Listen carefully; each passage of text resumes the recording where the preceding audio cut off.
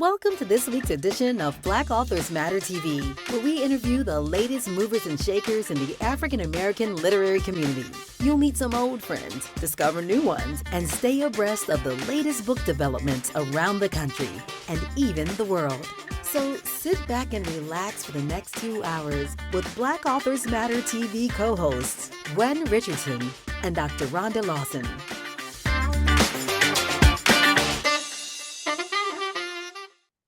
Good evening. Welcome to another episode of Black Authors Matter TV.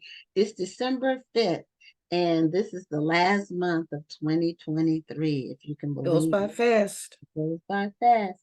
I'm Gwen Richardson, your host for tonight, along with my co-host, Dr. Rhonda Lawson. Good evening, everyone. And we have another amazing show for you tonight, as we do every week. First, we're going to show the video about Black Authors Matter TV. For those who may not be that familiar with the show, it gives you some background, and it's only about 90 seconds long. And then we'll get right into our first interview. Since the Black Authors Matter TV live stream show and podcast launched in July 2020, it's been regarded as the platform of record for African American literature. Co-hosted by literary influencers Gwen Richardson and Dr. Rhonda Lawson, the show averages 3,000 viewers and listeners every week. Every Tuesday, we interview a variety of movers and shakers in the literary world, including celebrities and media commentators, NAACP Image Award nominees and winners, historians, agents and marketing professionals, publishers, bookstore owners from coast to coast, book club facilitators, online book groups and book chats, book event coordinators, literary nonprofit organizations and projects, and, in some cases, Black Authors Matter TV has conducted one of the last interviews prior to a literary influencer's transition. In fact, since the show's inception 3 years ago, Black Authors Matter TV has interviewed more than 500 guests, and the list continues to grow. Engaging, relatable, timely, and most of all, committed to excellence. Black Authors Matter TV continues to bring viewers the latest book industry news and new releases, and will continue to do so for years to come.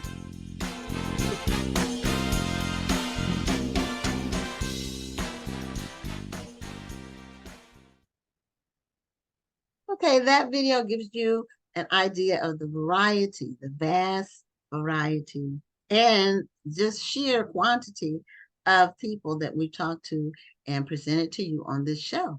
So tonight we have another wonderful, amazing guest, and her name is Patricia Sargeant. And before we bring her on, we're going to be giving away one book. Later on in the show, I'm going to be talking about some of the books that I've ordered, that I've brought in to my personal collection from people who've been on the show recently. So Patricia Sargeant is a romantic suspense writer. She's been writing for quite some time, and she writes under more than one name. So she can tell us all about her pseudonyms and everything when she comes on. But she has a new book series out, and she's going to talk about that. And, you know, book series are really popular with readers. Mm-hmm. So it's kind of like watching a show, binging a show, but it's reading a book. Yeah. So, Patricia, welcome to Black Authors Matter TV. Hi, ladies. So lovely to be here. Thank you for the invitation. Well, thank you for being here. We appreciate you joining us tonight. Yeah, and I've been in communication with you and working with you on different projects that you've had for quite some time. I want to say at least 10 years, maybe. I was wondering if you would remember. Oh, I remember everybody that I've worked with. It's been 17 years. Thank you. Has it been that long? We've been working together for more than a decade. Okay, I knew it was at least 10. So, but I appreciate that. I appreciate your confidence in what we do. And our platform has continued to grow, as well as our followers. And so we're reaching more people than we ever have before. So welcome to the show. And just give us a little background first on what got you started with writing books? We appreciate Never had before. First, ladies, I would like to appreciate, thank you very much for your voracious and vigorous support of literature and literacy. I really appreciate that. It's so important. What got me started with my publishing career? Books.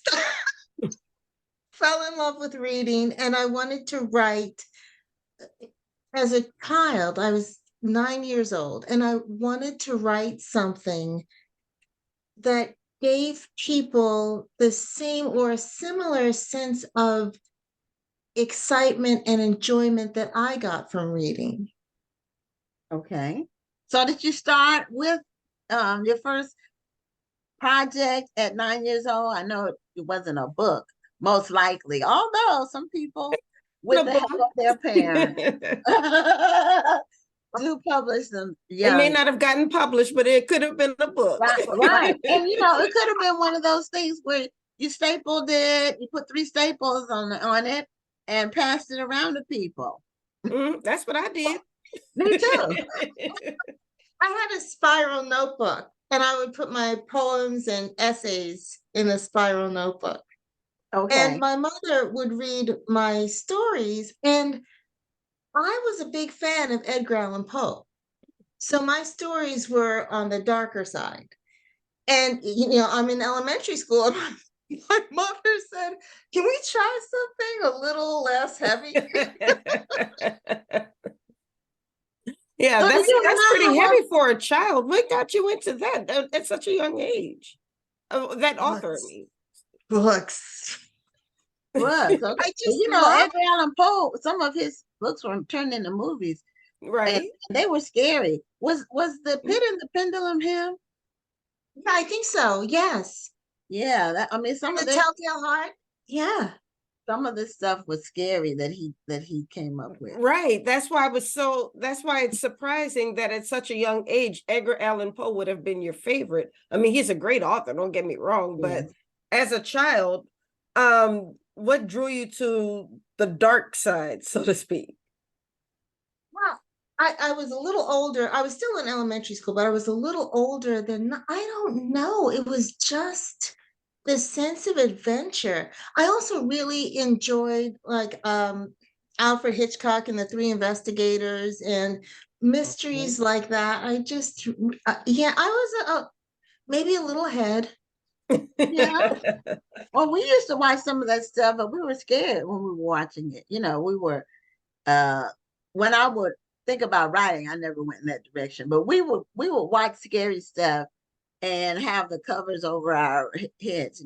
My sister and I used to do that. We would have the covers up just as much like this. And then when the music used to be what made it more scary than anything else. I agree. Creepy music. Yeah. But what was your favorite? Go ahead. What was Hitchcock or of any of the scary stuff? Oh, well, I don't know if it was my favorite. I know the one that we watched the most was the Dracula ones. The ones with Christopher Lee. Those were super scary. He was really good as Dracula. And I agree. We watched those, even though we were scared to death. After we watched them, we would be scared to go to the bathroom. We would be looking around the corner.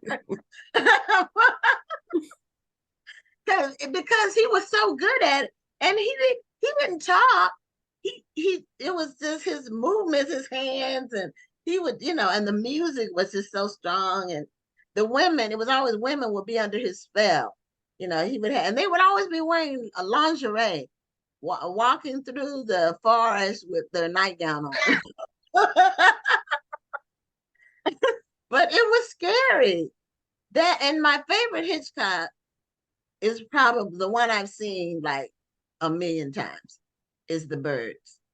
Oh my gosh, yes, loved it. I just like you, I could watch it a million times. Yeah, I could it a million times. I could tell you the script, the scenes, everything. But every time it comes on, I watch some of it, part of it. That's my favorite Hitchcock. He had some other good ones, but that's my favorite. Oh, yes. Well, What about you, Rhonda? Did you like Hitchcock? I liked Hitchcock, but I have to admit, I was like a kitty kid when I was young. So I loved all of the young adult books. I was into Judy Blume. I was into Francine Pascal with the Sweet Valley High series.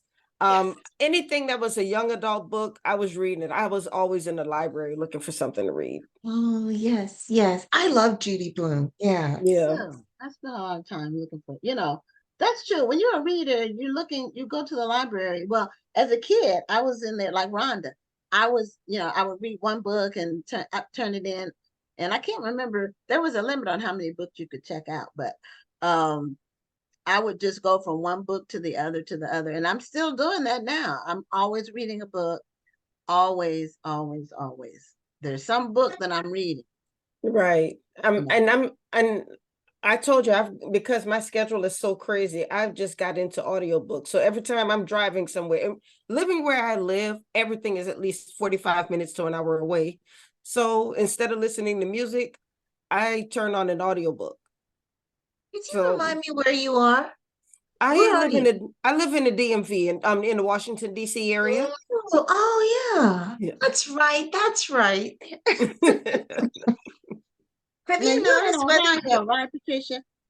that's right. That's right. But have you noticed whether your reading interests have changed a lot over the years or They have. I like fiction. I mean, see, she started interviewing us. You understand? You're asking us questions. We're supposed to be asking you. But we don't mind sharing. I mean, I still love you though. I'm still answer it. But no, I think our reading does change. Sometimes it changes depending on our schedule. Sometimes it depends on where we are in life. Like, I used to like romance books. I'm not as much into romance books anymore. I don't like formulaic books. I don't, where everything just fits a certain formula that, the sassy independent Black girl or the four best friends. Everything doesn't have to be a formula for me. So I think I kind of moved on to other things. I think I like more like crime fiction, mystery fiction now. ooh, Yeah. ooh, yeah. So do either of you like horror or paranormal? I'm getting back into it. It Yeah. depends on the writer. So there's some like I like Brandon Massey. Mm-hmm. Oh, I like Tananarive Due. oh, So and those are love pretty much the them. two that I read when it comes to paranormal or anything with an element of horror. Those are the two because their writing is always solid and their goal is not to scare you. It's more to tell the story. Right.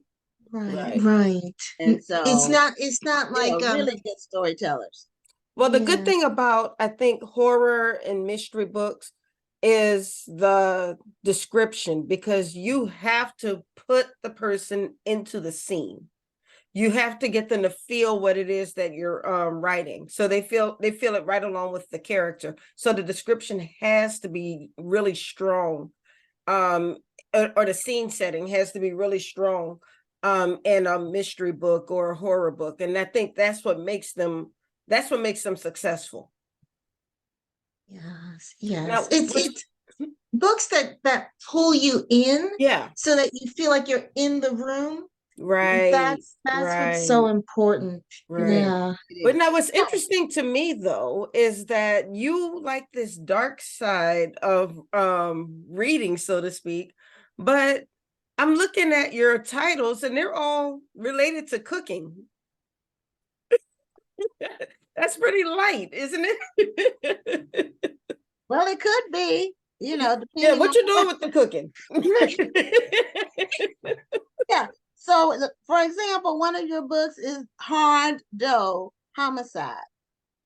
That's book number 2, and Dough is Dough.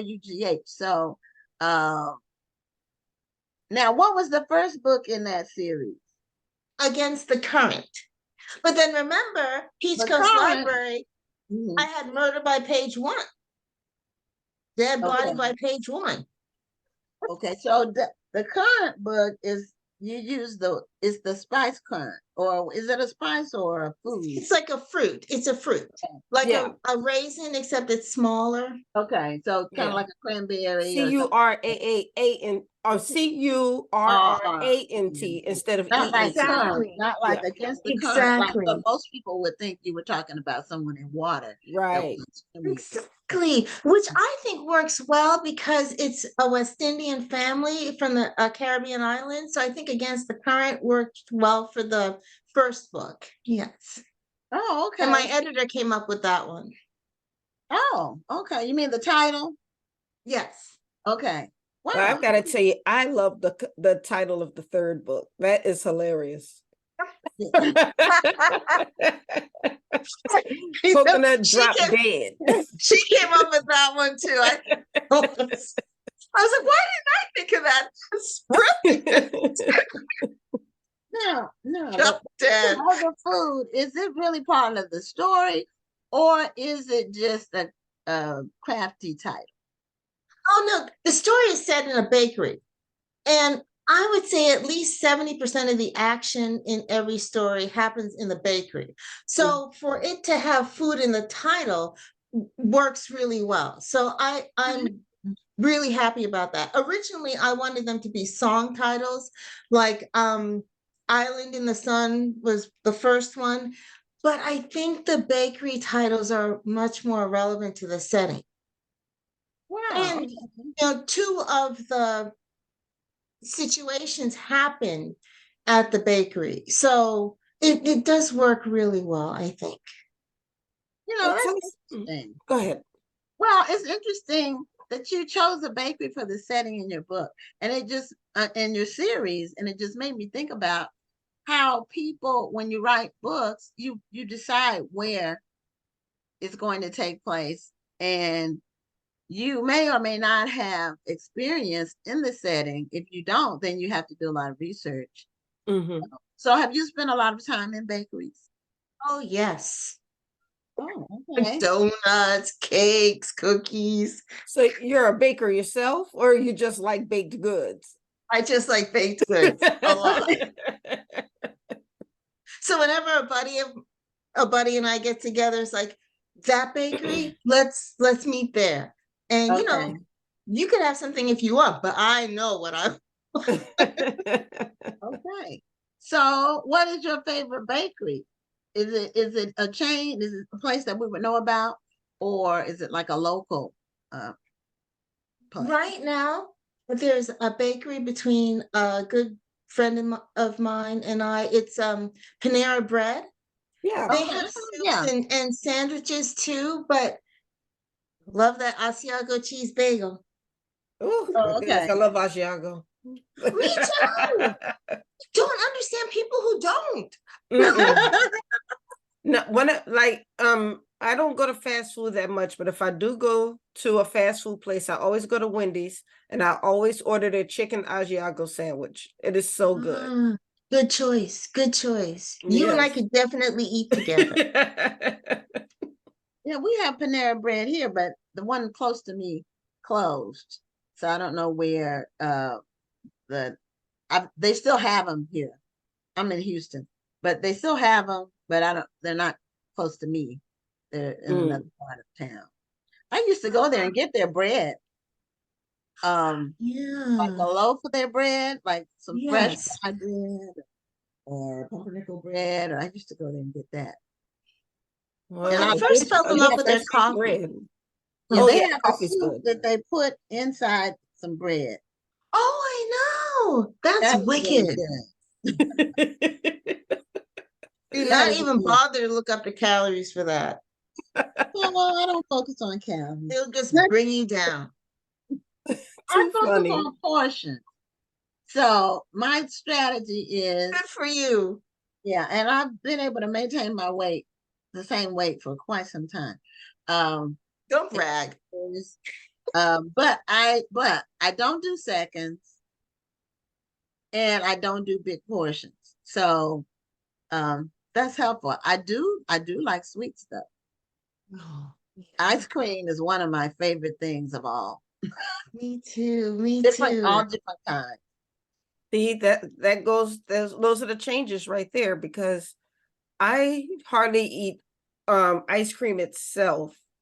I usually eat more sherbets or sorbets. Okay. However, if I do eat an ice cream, I usually pay a little bit more for it because I like the really good creamy ice cream. So I'll pay a little bit more for a pint of ice cream. But normally I'll go for a sherbet or a sorbet instead of regular ice cream. Okay. Wow. Yeah, I think That's good. That's good. I'll Me, I time just to dive eat right that. into the bucket. And we have Bluebell here, which is, Bluebell ice cream. Oh, Yeah, see, that's delicious. what we miss about Texas, is Bluebell ice cream. Bluebell is my sister's favorite ice cream. She loves the tin roof with the I never peanuts tried in it. that one. I never tried. Oh, so Yeah. did you used to live in Texas? Well, a long time ago, my mother was in the Air Force, and we were stationed at Carswell Air Force Base. Wow. Yeah. Well, I used to live in Fort Worth a long time ago. See, we need to hang, girl. We need to hang out. Texas is big, so you can. It's a lot of different places you can live, and it's a lot of small little towns in Texas. Right. All kinds of names. But before we, we're getting close to the end of time, and you haven't really told us the premise of your stories yet. Your Spice sorry. Bakery mystery. You have to watch me for that.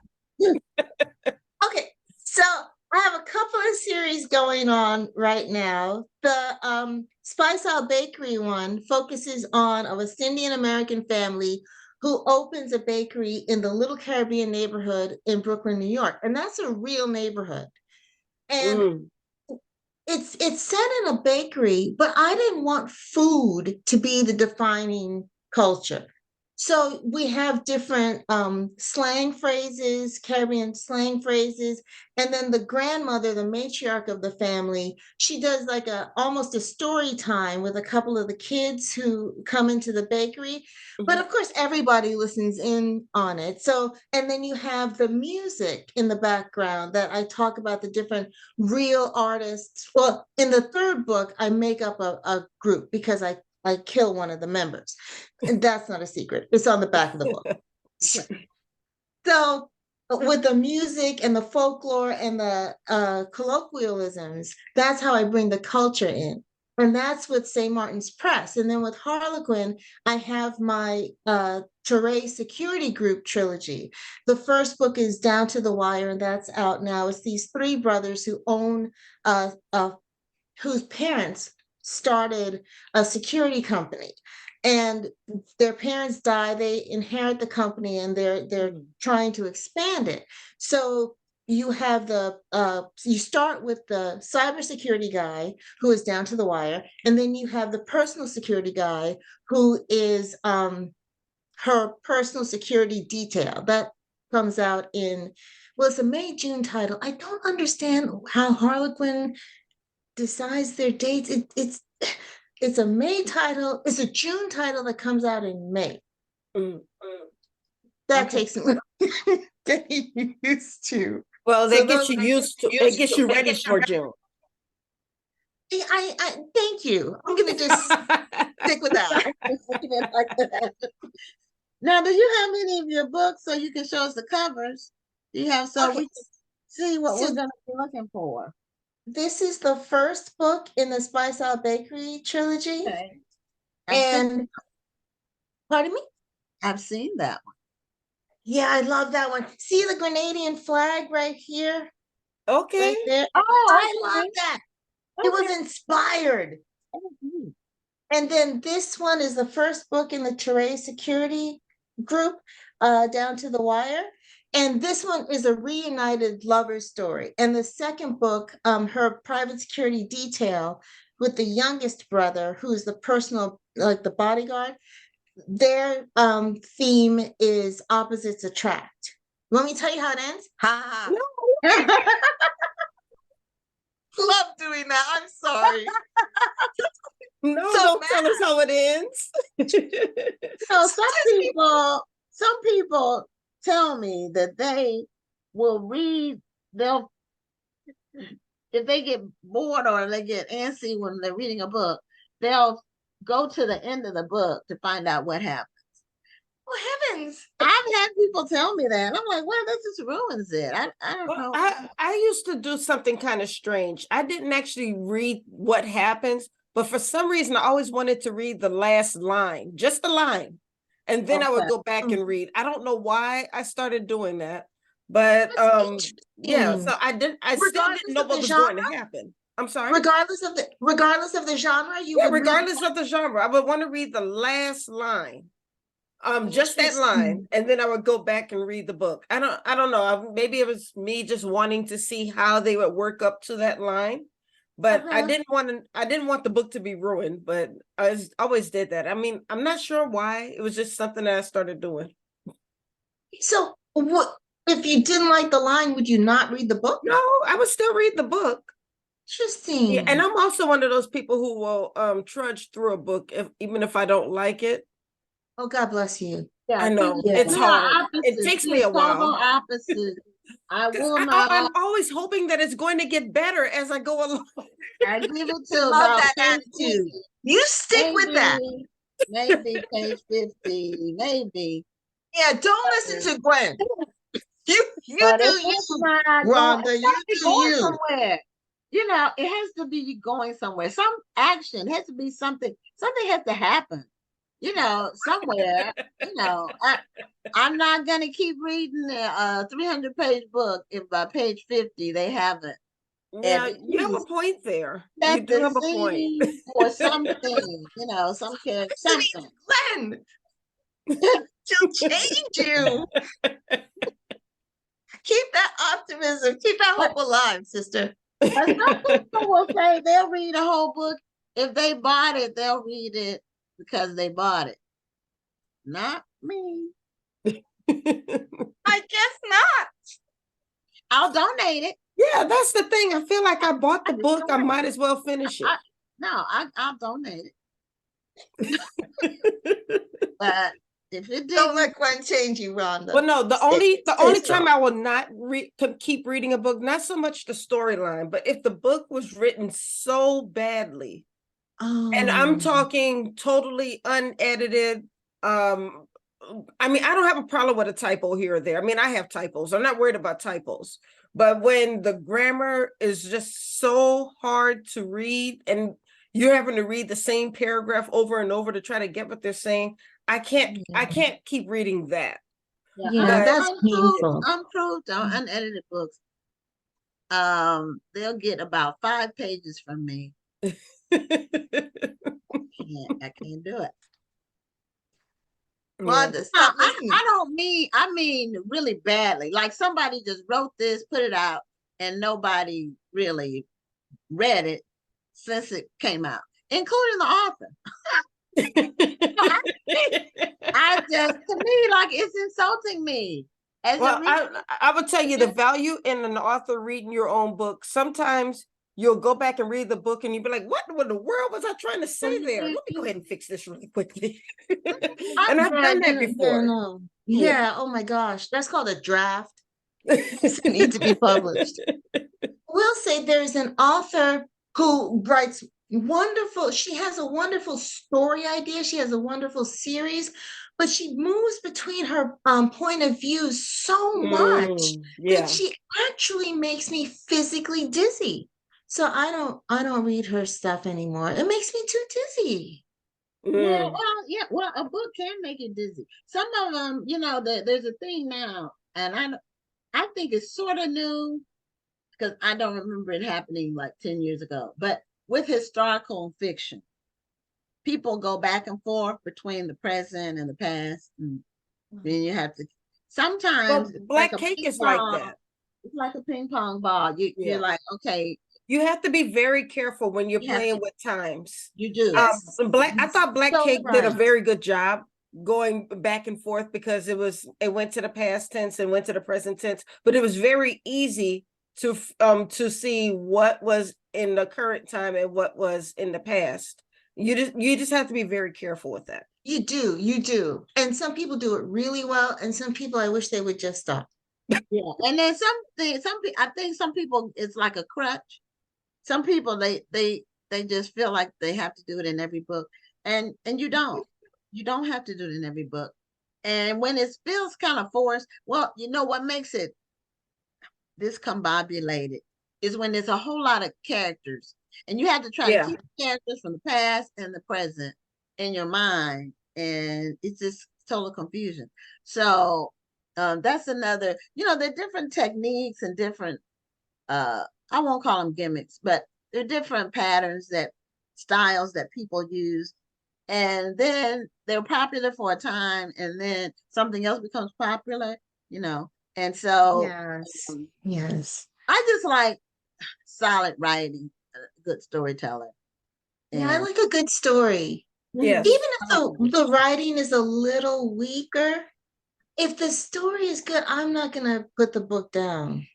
Yeah, even if the writing isn't as strong as it could be. Patricia, I really enjoy talking to you about writing. The pleasure's mine. It is, and we're at the end of our time. Yeah. So, thank you so much for your time. We'll have to have you back on the show to talk about writing more, because first of all, you have that soothing voice, and then you talk about writing. So even when you say something shady about not reading people's books and they're making you dizzy, it sounds so nice.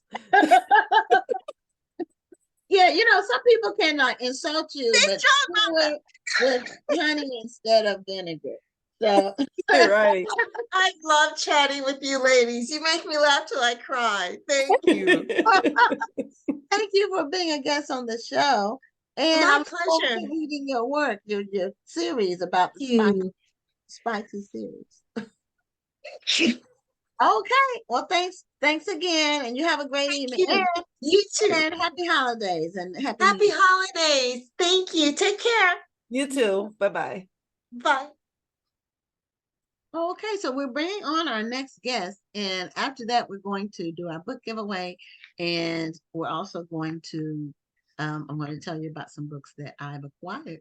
So our next guest is LaVerne Ford Wimberly. She's a doctor and educator, and Dr. Wimberly posted selfies of her Sunday best for 52 consecutive weeks during COVID, and she became a viral sensation with her Sunday best outfits, with her hats and her smile, and most of all, joy.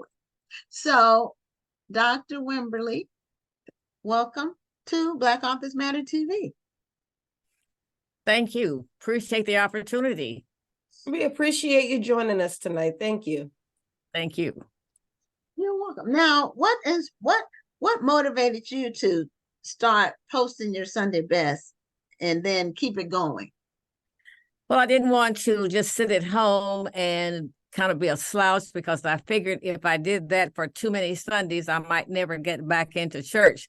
But I also wanted to encourage myself as well as encourage the other members of Metropolitan Baptist Church that also were my friends on Facebook. And I just wanted to have something to keep the energy flowing and the motivation going. And how did people react to seeing all of your pictures? Well, the first time, in fact, that's why I continued for 52 Sundays, because the first Sunday that I did post and I wrote, I am ready for the word. I hope you are too. And I received so many favorable responses. I thought, well, the next Sunday I would do it again, but never did I think I was going to be doing it for 52 Sundays. So after I had done it for about maybe 5 weeks, just saying, I'm ready for the word, I hope you are too, I thought, well, this is getting serious. So I better add some inspirational messages onto just saying, I'm ready for the word. So it just kind of fell into place after that. So when did it start to take off in terms of being shared more and going viral? At what point? Do you remember at what point? Probably about that 7th or 8 weeks, once I started adding the inspirational messages. Okay. Well, I'm just picturing the very first time, we can't go to church because of COVID, everything's closed down, and you got up anyway and put on your clothes. And then did you mean for somebody to just take your picture, or did you mean to just get dressed and sit in the living room and watch your church service? What made you decide I want to post a picture and then or take the picture and then post it? Well, I happen to be a Facebook junkie for one thing. Okay. And I like posting things on Facebook, but I was just trying to inspire myself, just to keep myself upbeat, because I was here and not being able to see my other congregants at church. And I thought, well, I'll just send a little picture, and wanted to get them uplifted as well. That's nice. Now it's interesting that you say you're a Facebook junkie, because a lot of people who are what do I call it? Seasoned treasures. That's what we call them at our church. Okay. They dismiss social media. A lot of them say they're not on that. I'm not on that Facebook. I don't want to do that. So what made you like it and keep at it and share and build Well, and I first started, build friendships? excuse me, I'm sorry. Go No, ahead. and build friendships on there. About probably 7 years ago, we had a snowstorm, and we were cooped up in the house for about 8 or 9 days. And I thought, what am I going to do during this time? So I thought, I had been hearing the younger people talk about Facebook, so I'll just go online and see what Facebook is all about. And I did. So I just started then going from there and acquired several friends, and we just kind of communicate back and forth. And I just think it's a way to stay in tune with your fellow Facebook friends and know what's going on. It's just a lot of fun in and out every day, seeing what's going on with them, and they can see what's going on with you. I really like it.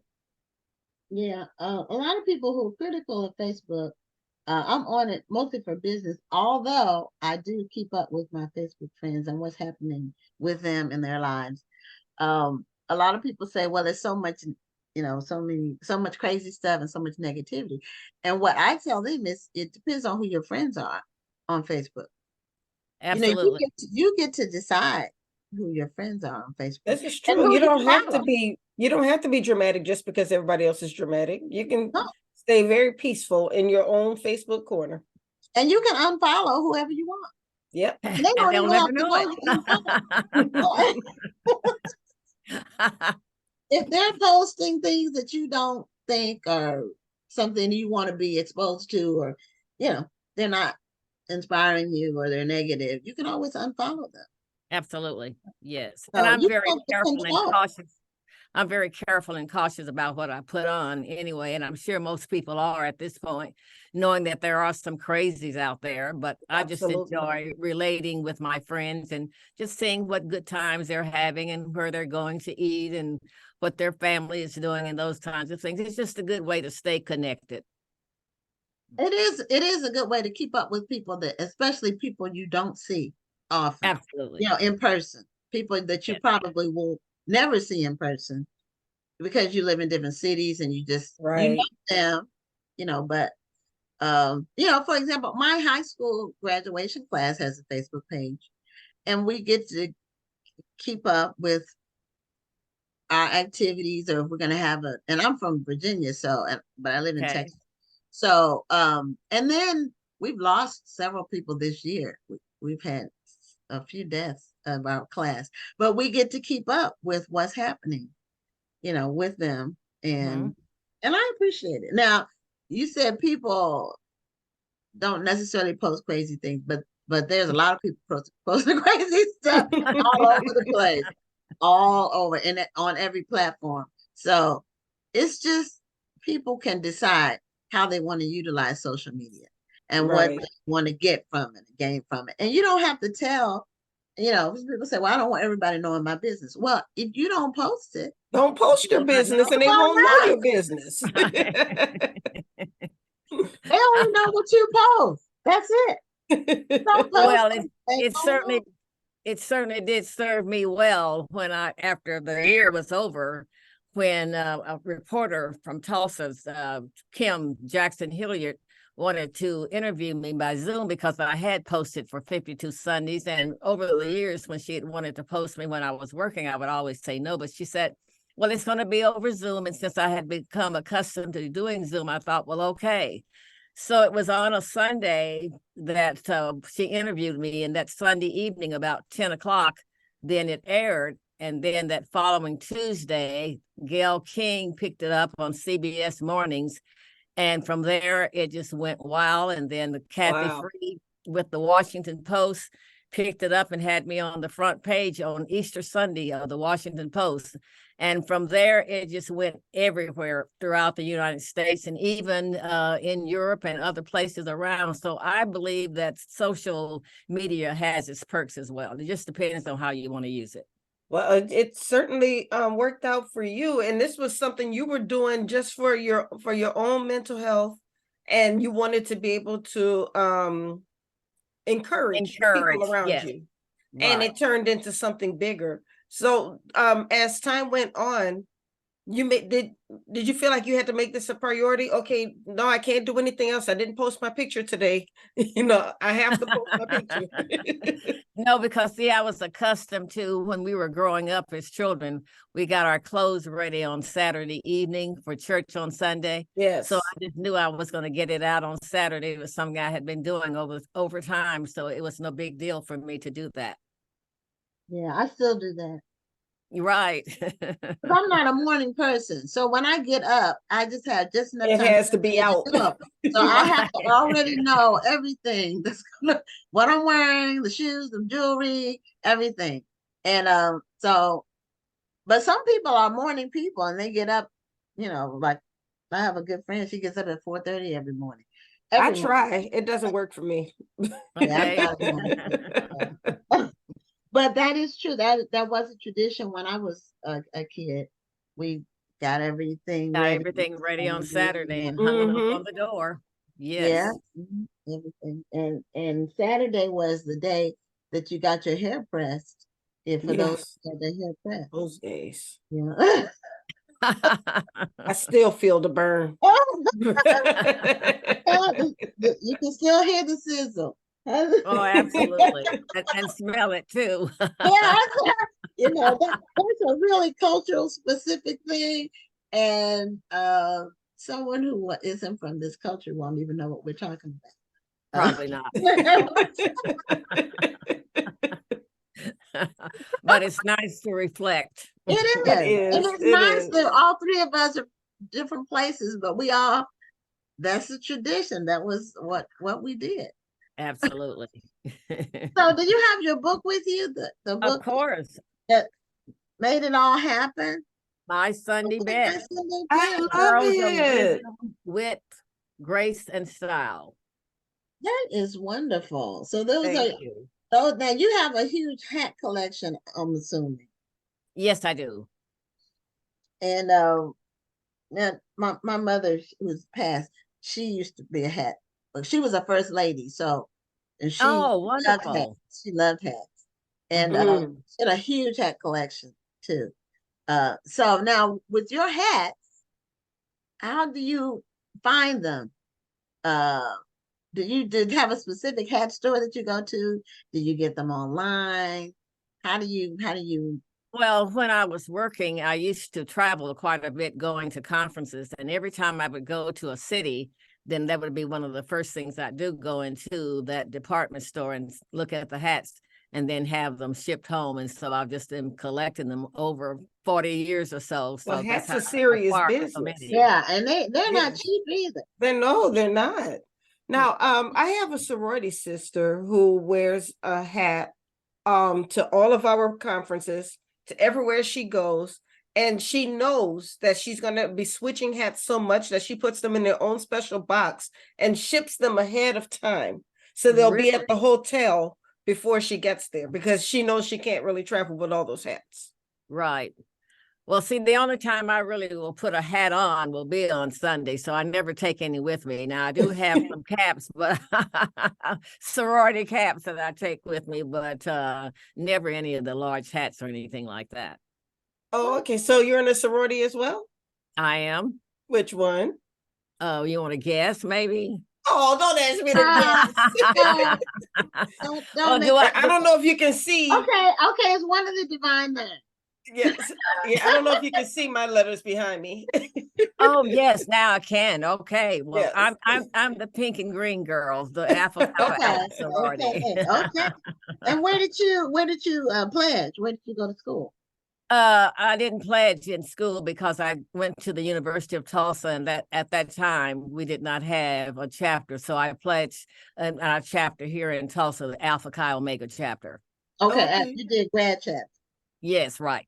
Mm-hmm. Okay, well.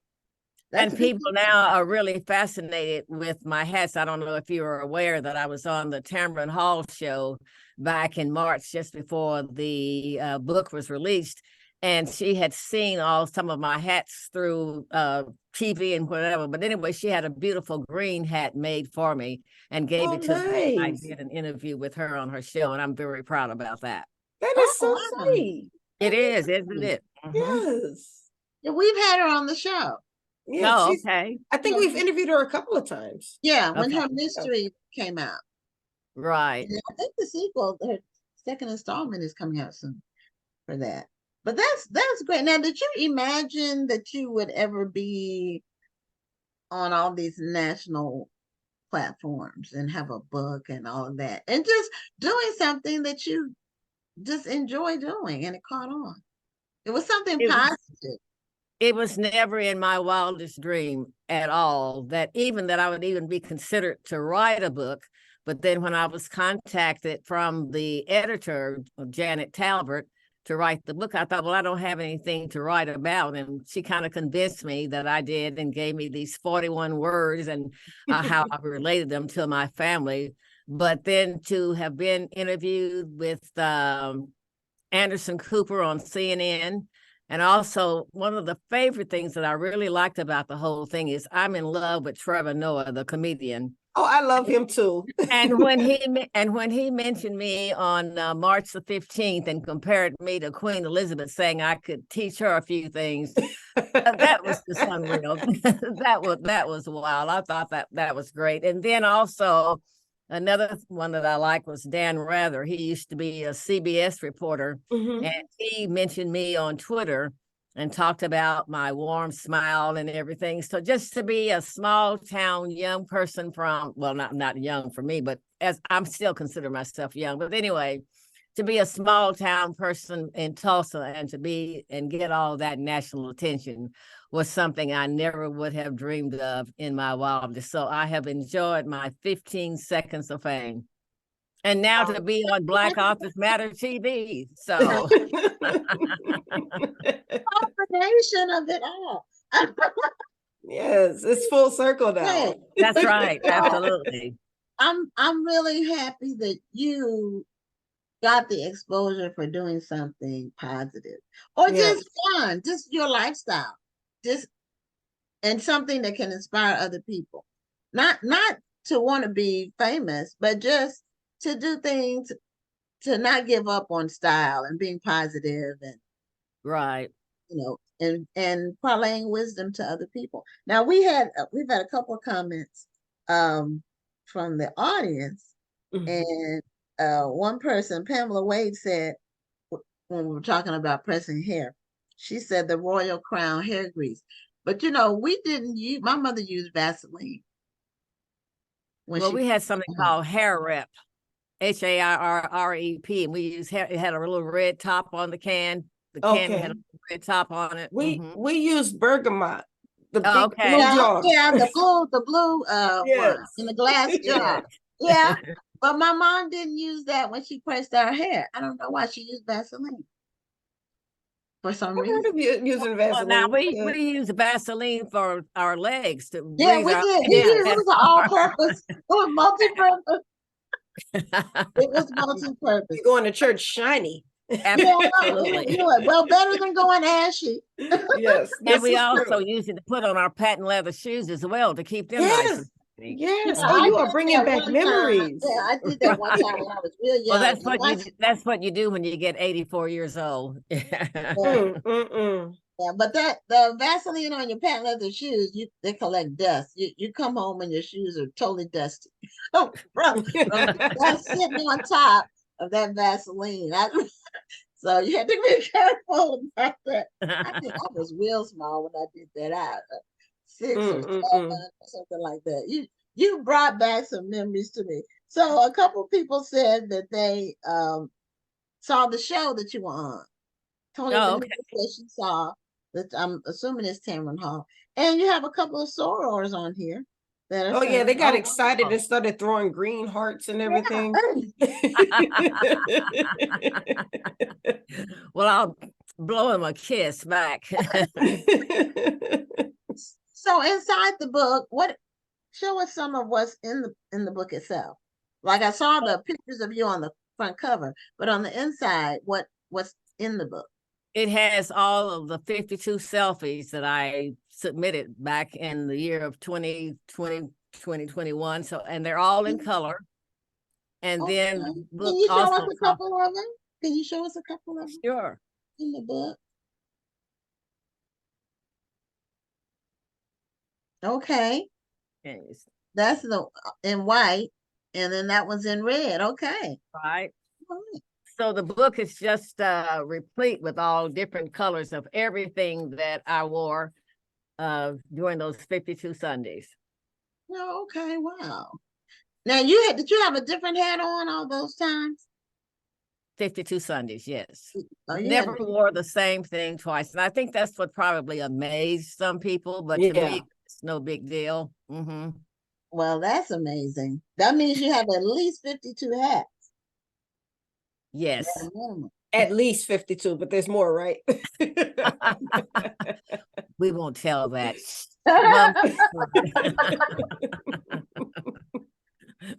So, what do you want people to gain from reading your book and knowing about your story and your motivation? The motivation, of course, I had really about 7 things in mind. First of all, I wanted to glorify God and show others what a relationship with Him looks like.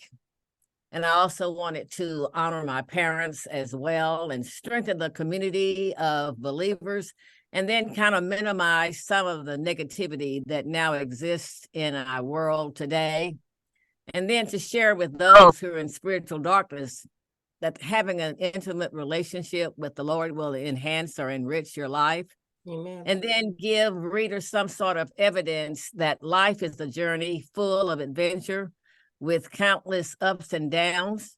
But if you trust in the Lord, and if you have faith and are subjected to His word and all, then you can become resilient. And with faith, hope, positive attitude, and perseverance, you will survive. So I really want them to understand about how important it is to have faith and to have some connection and intimate relationship with the Lord. And in the book, it's related to 41 words that I mentioned, such as faith and perseverance, kindness, gentleness, and all. And then there are scriptural things to go along with that as well. And then I give some things about wisdom and some things that are funny and things about my life. And I'm from Tulsa, Oklahoma, and I'm very connected to the Black Wall Street district. That's where I grew up. So I give a little information about that as well. But Yes, I mainly, wanted to I just ask you want about people to that. know that no matter what we're going through, that we can persevere, but we have to stay connected to God and also with those who are connected in the same way with the Lord, and they will survive. And we managed to survive during the pandemic. We're still here. So someone had to help us do that. So it had to be, in my opinion, it had to be the Lord. So I want them to be cognizant of that fact. Well, there were actually 2 questions I wanted to ask on that. The first one, have you met people who saw you on social media or may have read the book, and everything that you just said, they said that they were actually inspired?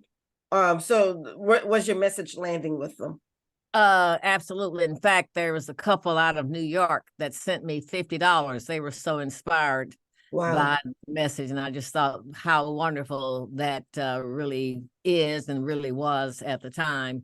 And just a week or so ago, I was on, and it's not a plug at all for Amazon, but I was going to buy something on Amazon. So I thought, well, let me just Google my book and see what happens. And then there was a woman who was a verified purchaser on September the 16th, wrote the most beautiful review that I have ever seen about a book. And so it must have really inspired her as well. And I was encouraged that she was inspired to the point that she wrote this extensive review of the book. Oh, that's So beautiful.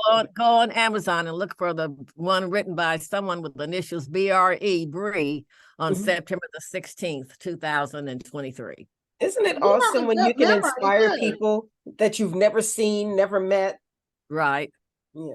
Yeah, And it must have also inspired not only the couple who sent me $50, but I had one young lady in the New Jersey or some New York area sent me a jean jacket with the picture of me with some of the hats that I wore during the time. Wow. And I had another Cool. company send me something from Astro Company with a full student hat and all. So people were inspired by the posts that I did for 52 Sundays, and then with all the attention on the airwaves.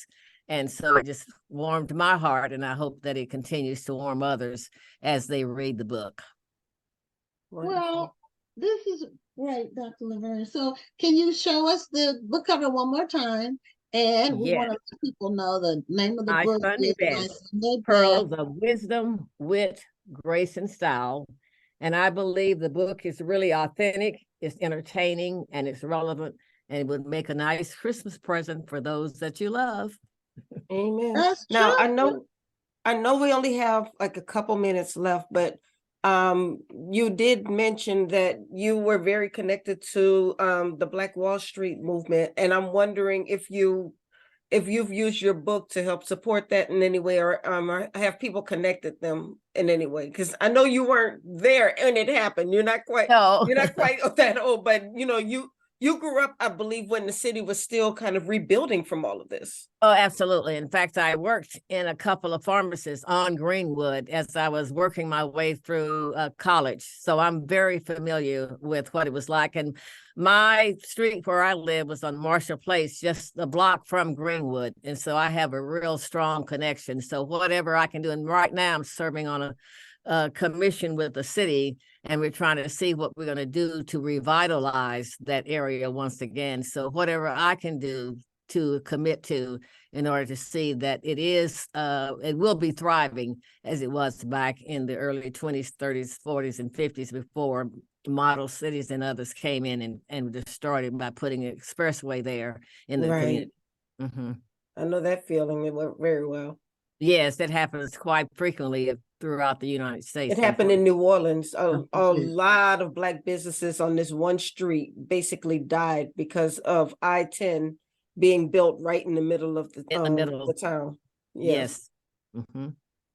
Well, we're at the end of our time, but Dr. LaVerne, thank you so much for being a guest on Black Authors Matter TV. And just kudos to you for doing what you're doing. And I don't know how old you are, but 84. 84. God bless you. 84. 84. You're an example to people that you don't have to give up on life. As you get older, God still has things for you to do and ways that you can bless other people and show them and give them hope. Thank you. I appreciate this opportunity. It has been wonderful visiting with you, ladies. Thank you very, very much. It was wonderful talking with you. Thank you for joining us tonight. Okay, thank you. Good night. Good night. All right. So we're going to do a couple of things. We are going to do our book giveaway. And then I'm going to share with you all what books that I have acquired recently. So the book giveaway tonight, Terry Keys was on the show a couple of weeks ago, 3 weeks ago. His book is called Everyone is Bad-ish. I'm going to say bad-ish crazy. And this is the title for this book. And the trivia question to win this one is, let me look at my trivia question. Okay, the book's first chapter is a deeply personal account of the author's struggles with what? So it's part of the synopsis of the book. It's on the back of the book. So chapter 1 of his book is about some challenges and struggles he had with something. So if you get the answer to that correct, you will get a copy of the book. And so I've acquired several books over from people who've been on the show. And I'm going to try to do it kind of in order of when they were on. So this one is Homework by Angela Jackson Brown. And I've seen her online she's doing a lot of interviews for this book. It came out, I think, a month or two ago. She was on the show for that. And then I got The Other Princess, which is by Denny Bryce. I haven't started. The only one I actually started, these books that I'm going to show you, I did start Homework, but I had to put it down because my book club is reading a different book and I had to finish that book. So I'm going to have to go back to Homework. But it was really good. So The Other Princess, that's one. Then Eric Gray was on the show with his book Gun. I thought his premise was interesting. It was. About it was like a supernatural kind of paranormal theme. So I thought I would try that, which would be different. And then actor and author Eric LaSalle was on the show a couple of weeks ago, and he has 3 books. It's a series. And when I got these books, I said, wow, these books are thick. The first one is 400 pages. Okay, so Laws of Depravity. This is the first book in the series. And then the second book is Laws of Wrath. And then the recent book that just came out is Laws of Annihilation. So he said there were going to be 5 altogether. So I look forward, they're mysteries. I look forward to getting into those. I enjoyed interviewing him too. Yeah, he has that actor voice, so he sounds like this when he talks, and I was just enjoying listening to it. He does. And he's also approachable. Very. He's very, very engaging and willing to share. He wasn't, snobbery or anything like that. So, Laws of Depravity, I got an extra copy because we're going to be giving this one away next week. Not tonight, but next week. Okay, so Nakisa, not exactly. You're close. Yeah, not exactly. You're close. Yeah. It has to be the exact answer. So whomever gets it will have it. So our next guest is Khara Campbell. And Khara writes, I think I'm pronouncing her name right. It's Khara, but she has a book called Don't Count Me Out. It's her new book, but she has several books out, and she writes mostly romance as far as I know. But we're going to let her explain her genre to us, and because I don't want to misstate anything about her work. So, Khara, welcome to Black Authors Matter TV. Hello, how are you? Doing great. Doing great. Thank you for the opportunity to be here tonight. Well, thank you for being here. We appreciate you joining us tonight. Thank you. Do. And you have several books that you've written. And tell us about, are you in one specific genre, or are you cross genres, or how would you characterize your work? My books are cross genres, romance, Christian fiction, and also I have a children's book. But for the past few years, the most recent books have been Christian fiction, romance. Okay, so it's Christian fiction romance. Yes. Now, is that a subgenre of Christian fiction? To me, it's not, but for some people, yes. Christians are not supposed to fall in love. I don't know where you got that idea. Well, they're not supposed to have They cannot be romantic. Falling in love is fine. It's the sex. Christians have sex. Christian, and my books have them, so my books have them. But I was just playing. I don't know about when she might have been. No, that was tongue in cheek. No, it's all. It's a lot of. It's always Christians being born. So it's a lot of sex going on. So. Yes. But some people aren't comfortable reading about that in a Christian fiction book. Well, my readers are not. They are very comfortable. Wonderful. Reading it. So, Okay. yes, I have no issues with that. My characters are not perfect characters, and Christianity, faith, we're not perfect beings. And so I like to show the strength of the characters, how they changed, how they evolved over the course of time, but they're not perfect. That's true. None of us are For, perfect. for me, I would rather read a Christian who is not perfect. I think sometimes with Christian fiction, we get so caught up into making the person seem perfect, and we do it in Yes. real life. We Yeah. feel like the pastor has to be perfect, Yes. the deacon has to be perfect, and then when they fall off of that perfect platform, Oh then my you want to gosh. beat them up.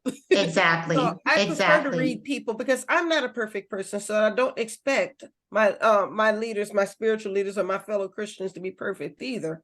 So Yes. sometimes it makes me feel a little better to read about somebody who might be going through the same Exactly. struggle. It's relatable. You can relate to them. And that's my characters. That's the characters that I write. People, one of the things a lot of readers tell me about, like, I can relate to so and so.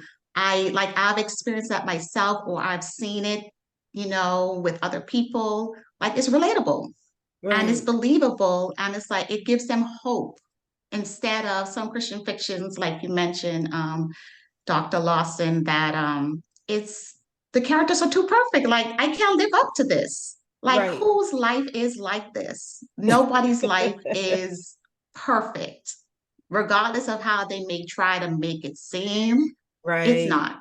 Right. But also, you know, it's not believable or realistic when a person, every response to when somebody asks or somebody's in a situation, their response is to quote scripture in some of the books.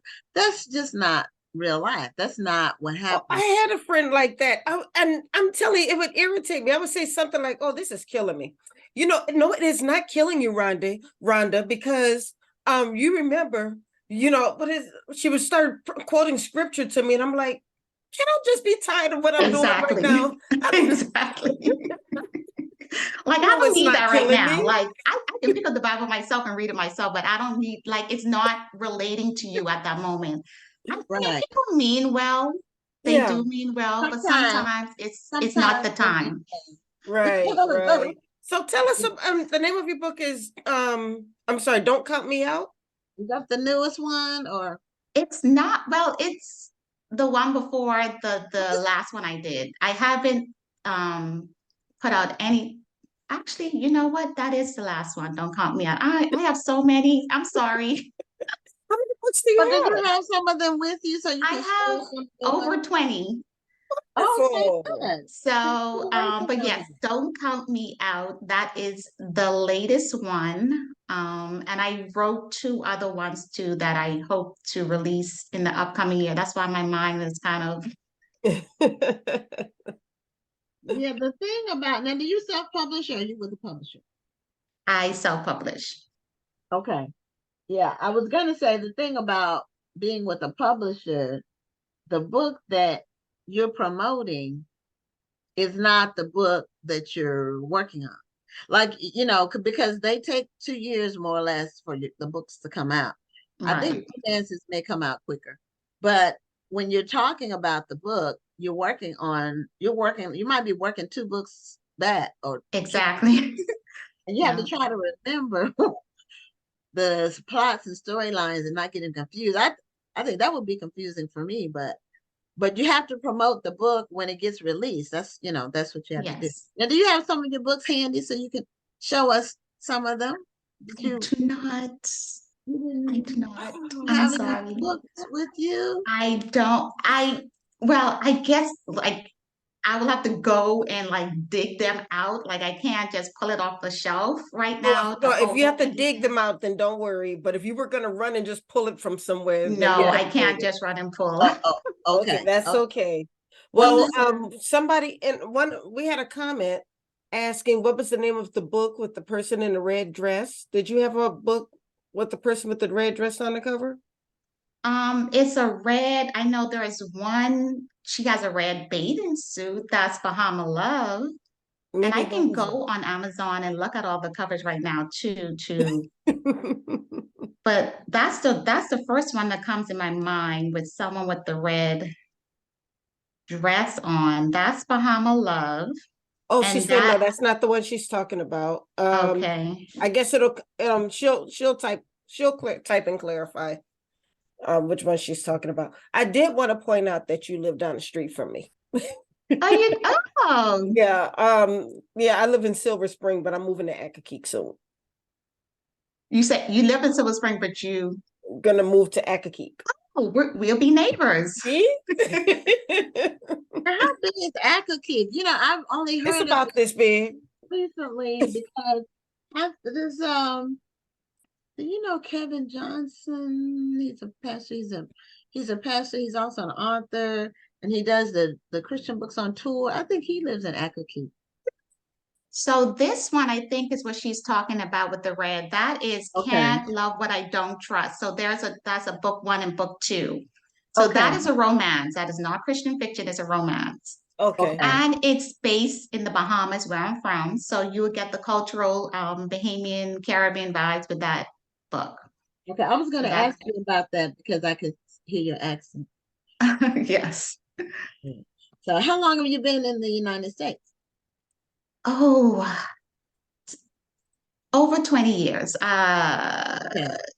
22, I Okay. think, But that exactly. Caribbean accent and accents from African countries, they're still there, and I don't know if people want them to be there or I um, do. okay, well, you I know, do.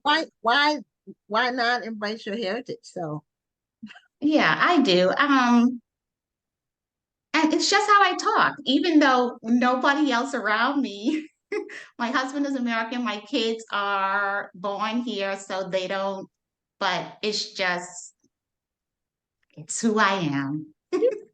yeah. So Khara, does your name have any kind of a meaning or significance? Is it a family name? No, my mother told me, I know because it's spelled Khara. Mhm. People ask, and you know what the interesting thing about my name too, though, Americans are probably one of the only people that messes my name up. I don't understand it. It's Khara. I get Khara. I get Khara. To the point where I'm like, okay, Because we're used to people trying to be fancy with their names. yeah, maybe, but Yeah, it doesn't have an apostrophe. You know, now that's the thing. yeah, it's just Khara. But Somewhere. my mother told me because I asked her about it. Because interestingly enough, I hated my name, how it was spelled when I was younger, and I'm like, Khara. Everybody else spelled it Kara or Cara. Where's this H coming from? But she said when I was born, the doctor, she was trying to figure out a name and the doctor suggested it or something and she went with it. And I'm like, okay. So That's interesting. that's that. Well, that's interesting. So do you have a particular uh consistent theme in your books or um setting or storyline? You know, what do you want people to get a particular meaning or message from your books? What would you Yes, say? definitely. What Like does I said, any change? like I said, my most recent I think 8 or so novels have been Christian fiction. Um and the biggest thing is I I want when I write my novels, I want it to be where somebody who wouldn't read a Christian fiction would read my book. Yes. Um, that's so even a lot of times, even when I market it, I don't necessarily market it as a Christian fiction because I want to draw those people in. And I've gotten so many readers tell me, "Oh my gosh, I would have never picked this up had I known, or I've never read a Christian fiction, but oh my gosh, you have me hooked." Mhm. Like that's my whole inspiration when I'm writing. Like I want to draw those people in who would never have picked up Christian fiction. Right. But my characters are flawed. Like they are real life people going through real life situations. And I just want to show how their growth and the progression through whatever circumstance they're dealing with, how they overcome them. For instance, my last novel, Don't Count Me Out. Carter, he is a divorcee. Um, His wife left him. I don't want to spoil it, but he's divorced. And then Whitley, she has 4 kids with 3 different fathers. So, a baby mama with different baby daddies. Society would say, oh, she doesn't deserve love and happiness and, whatever, because society has labeled her whatever they want to label her. Mhm. And I just want to show redeeming factors of, we make certain choices in our life, but that doesn't define us. Like we can change, we can evolve, and you will see that with Whitley and Khara. Yeah, you would hate to be defined by your mistakes. Right. And I think often we define ourselves, people have moved on past our mistakes. God has forgiven us, Yeah. but we haven't totally forgiven ourselves. And we start to sometimes unconsciously define ourselves by our mistakes. Yeah, absolutely. That's true. Forgiving ourselves is sometimes the most hardest thing for us to do. Like other people forgive us, we receive forgiveness from God, but forgiving ourselves, oh my gosh. Right. It's so hard because we sit with whatever it is that we did. We're just sitting with that daily. It's going over and over in our minds. Like we're just so angry with ourselves. We're ashamed. We can't let it go. But it's just every day making that decision. I'm going to do better. I'm going to do X, Y, and Z to better myself, better my life, forgive myself for the mistakes I made. It's not the end of the world. It's a new day. Start over. Amen. So that's the premise of this story. Don't count me out. Yes. Yeah. I like that.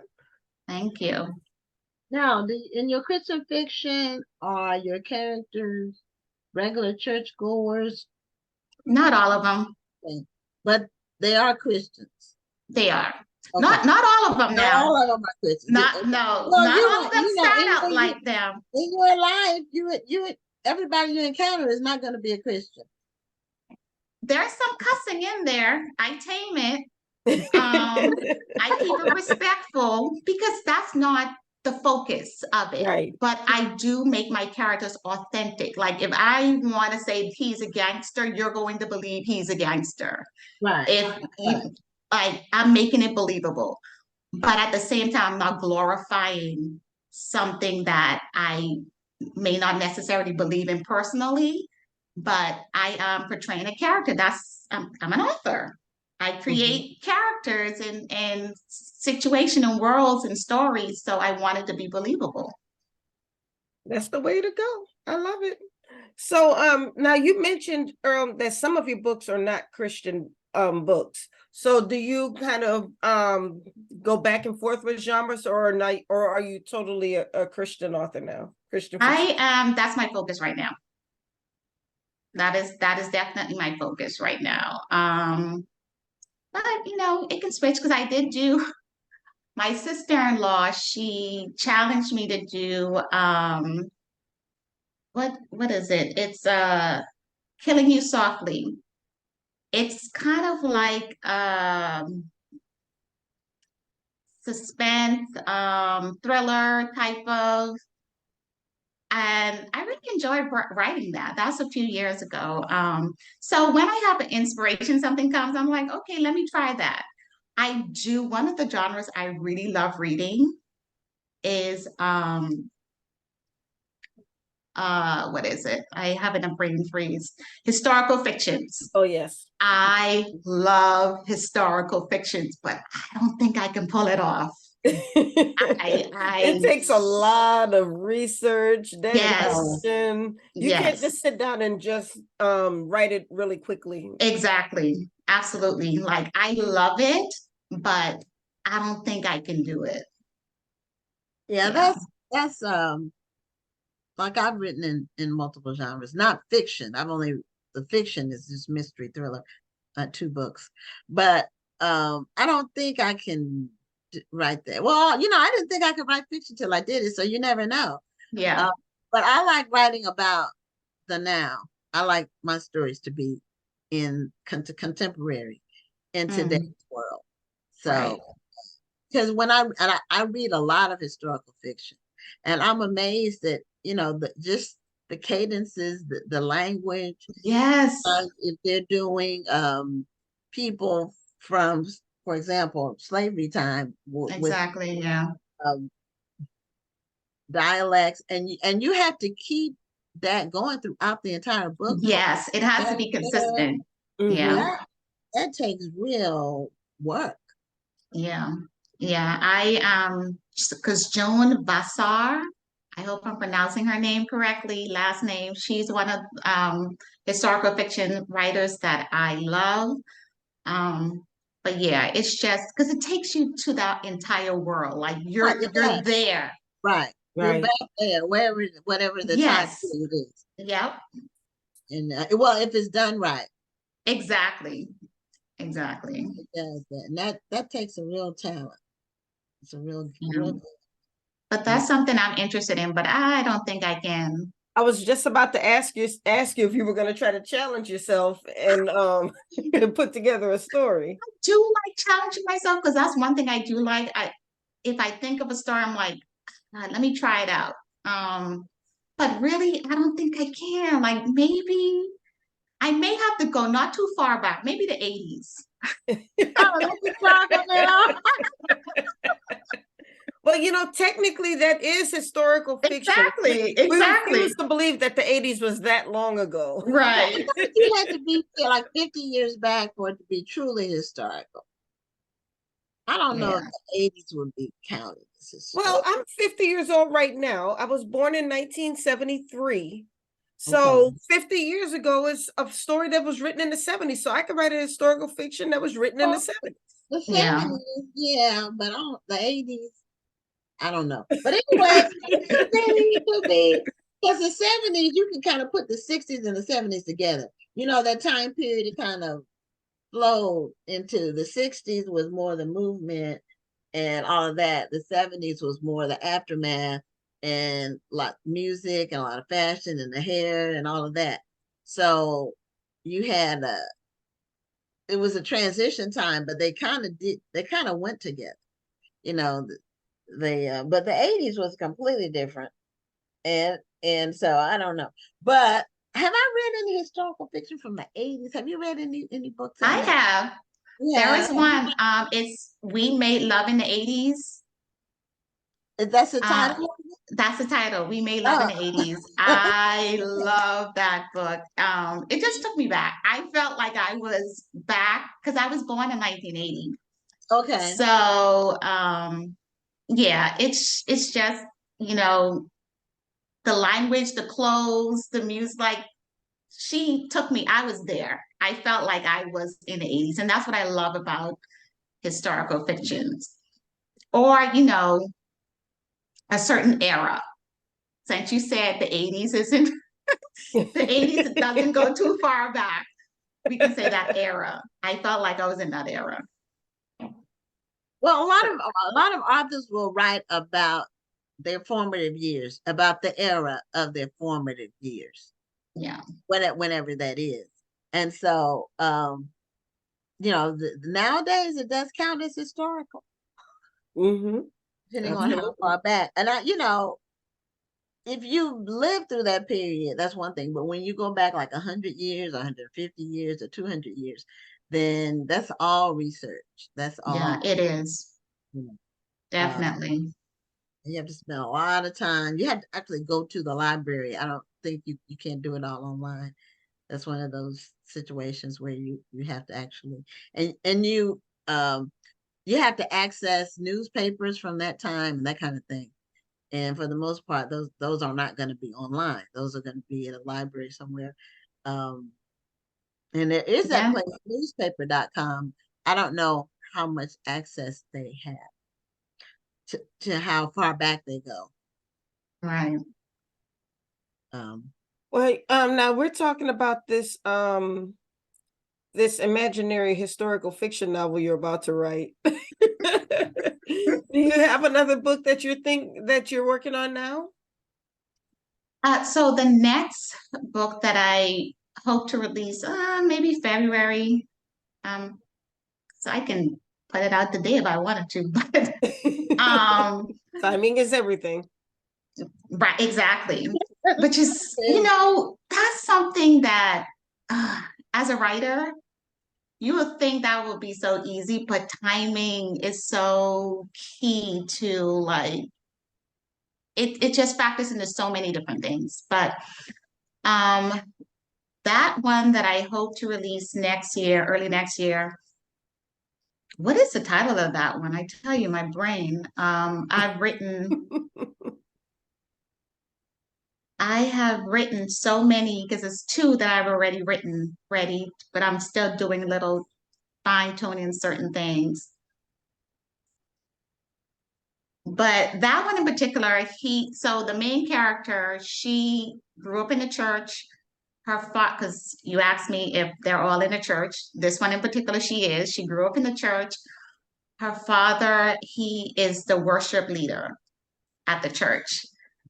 And so she encounters the bad boy in the neighborhood when they're growing up. And so, even though they're older now, he had the reputation from he was younger that carried through up to adulthood. And they encounter, and we just see how, their world, her world, his world, how they influence each other. So that is one I hope to release February, March, maybe. And then the other one, it's Island Sisters. So it's, again, I'm taking it back to the Bahamas. So it's three sisters and their kind of dysfunctional relationship and just how they work through like childhood trauma, hurts, certain things they're going through and just how they work through all of that. But that one is based in the Bahamas and the title is Island Sisters. So maybe I will release that one during the summer because who doesn't like being in the Bahamas during the summer? So yeah, I can't be mad at that. Yeah. Have you ever been to the Bahamas, Rhonda? I'm sorry. No, yes, I have been to the Bahamas. I've been to the Caribbean, but not the Bahamas. I've been to Jamaica. Well, I always go on cruises, and none of the cruises that I've been on have stopped in the Bahamas. It's always Jamaica, Mexico, of course. That's always the first stop from Florida or Texas. But St. Thomas, St. Martin. I've been to Central America. Just haven't been to the Bahamas. Just haven't gotta been make that. But if there is too close to the US, not to know. I'll have to make that on my bucket list of destinations. There So, you go. Khara, thank you so much for being a guest on Black Authors Matter TV, and keep writing. And thank you. I love the Christian fiction aspect. I have one other question about Christian fiction. Do you think that that's two questions. If somebody knows something is Christian fiction, do you think that they kind of automatically reject it if it's not part of what they read, like not part of what they would normally read? And two, yes. do you think it's growing? Do you think that genre is growing? So if a person who wouldn't necessarily read Christian fiction, if they see it labeled as Christian fiction, the majority probably won't. I've gotten that. I have gotten that from readers, where they said, "Oh my gosh, I look at the cover and I'm like, I was so intrigued. I read it without knowing." Some of them read it without knowing, and then when they read it, they're like, "Oh my gosh, I was hooked. Like you got me in there." Because otherwise, had I known, I would have not picked up your book. Okay. So I have gotten that a lot, which is why I mentioned earlier that sometimes I don't market it as Christian fiction for that very reason, because I want to draw people in. Is it growing? I don't think Christian fiction and African American Christian fiction in particular is as big as the other genres. It's not.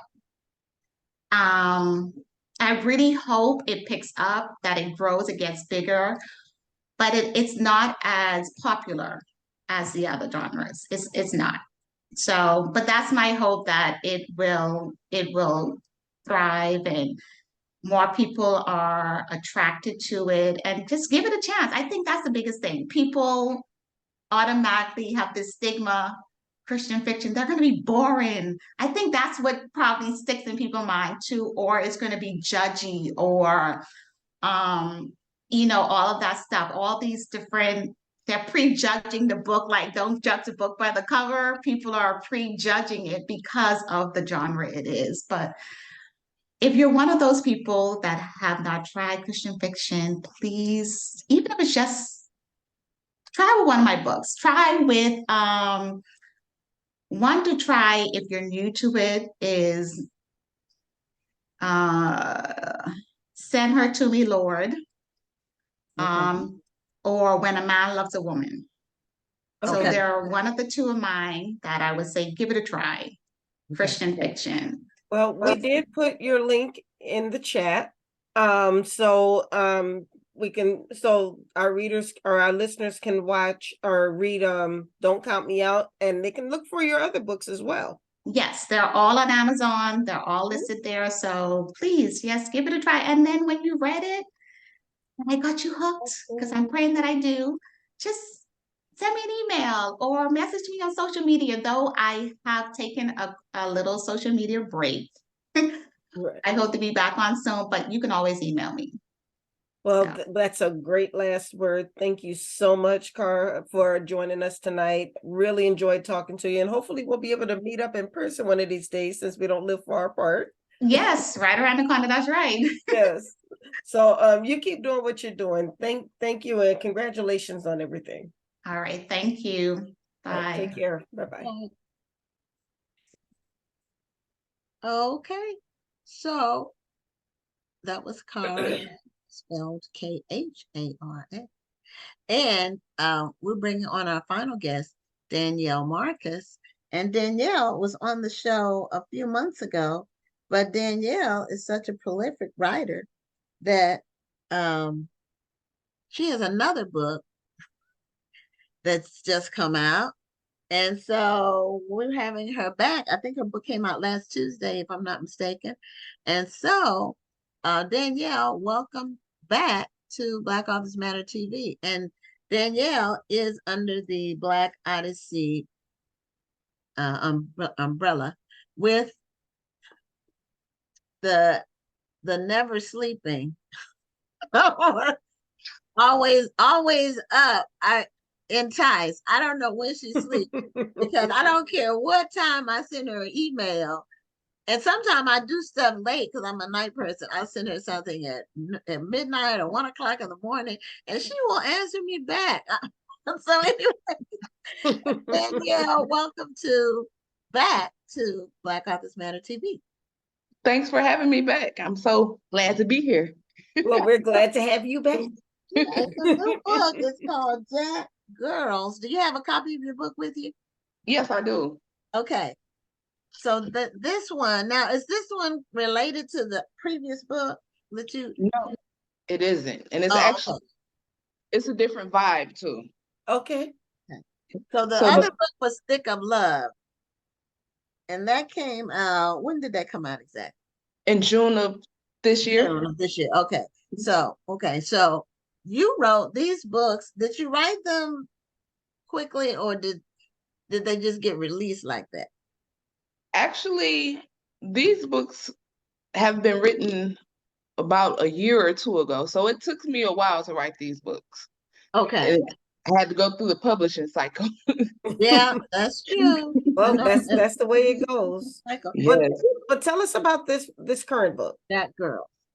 Yeah, Jack Girlz is actually, I don't like to call it urban fiction. I like to call it reality fiction. So I wrote about 3 women who's going through life trials. One of them is in a marriage where she's a stay-at-home mom, and her husband is so toxic and controlling. It's like there's no escape. He brought her from the projects and took her in, and it's like she never worked, so she has no way out, so she feels trapped.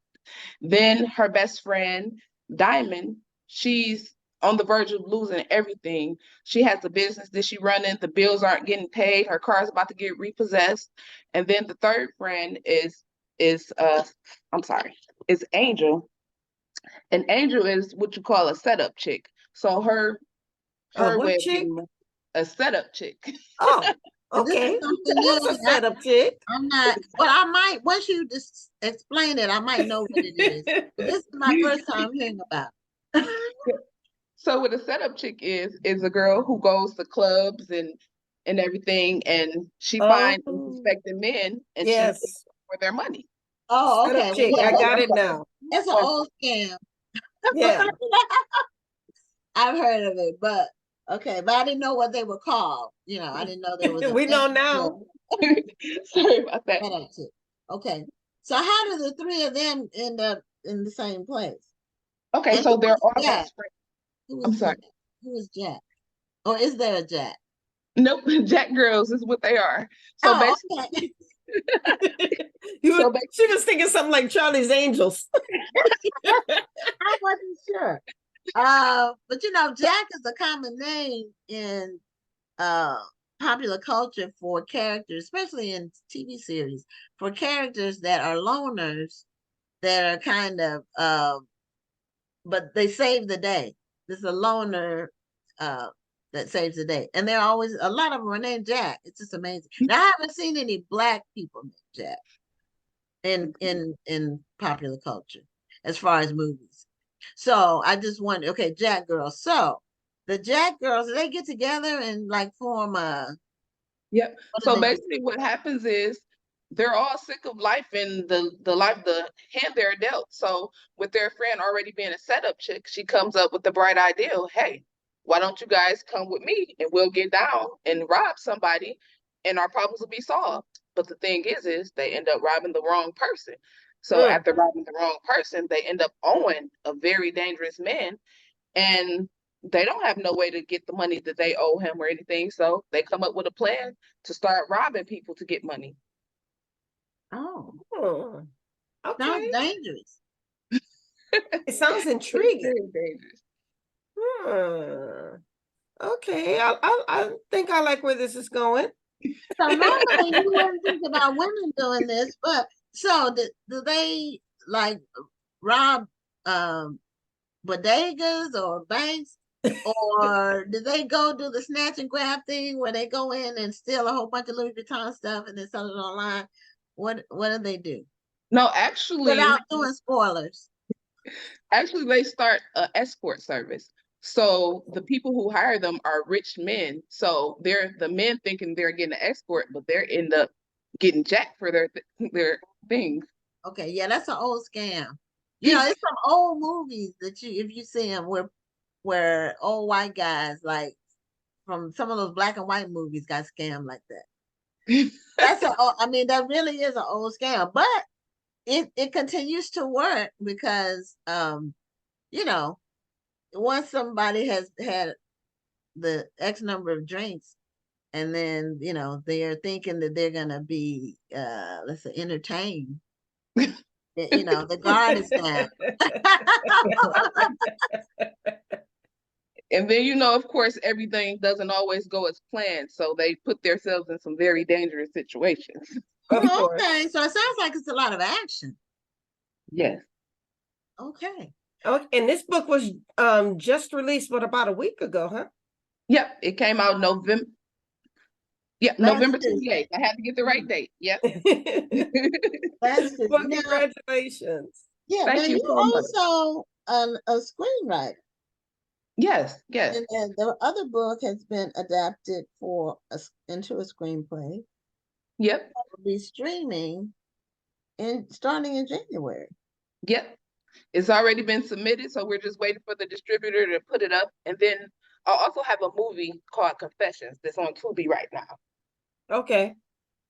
Yeah, Tubi is huge right now for authors who are wanting to turn their books into film.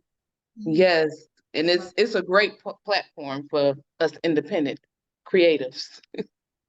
Now, did you just do the screenplay, or did you do some of the directing or casting or How involved were you in the project for the Thick of Love? That's what I'm asking about now. That was your last book that came out in June. Okay, so actually it's coming out as the movie is called Love All Over Me, but I broke the book down into a screenplay.